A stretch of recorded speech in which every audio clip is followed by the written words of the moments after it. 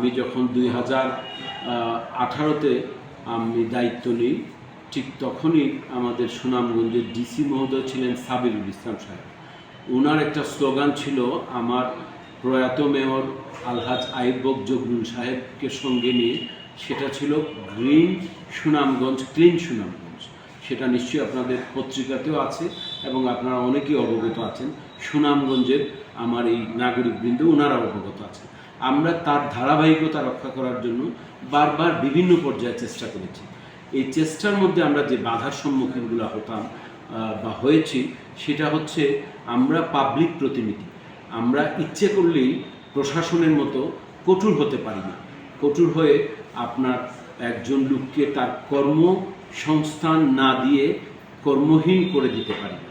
সেই বিবেচনায় আমরা বিভিন্ন পর্যায়ে চেষ্টা করেছি যে জেলা প্রশাসক মহোদয় এসেছেন, ওনাদের মাধ্যমে জায়গা ব্যবস্থা করে ওনাদেরকে প্রতিস্থাপন করার চেষ্টা করেছি। আমরা আমাদের কার্যক্রম এখনও অব্যাহত রেখেছি। আমি বিগত আজ থেকে 1-1.5 মাস আগে ঠিক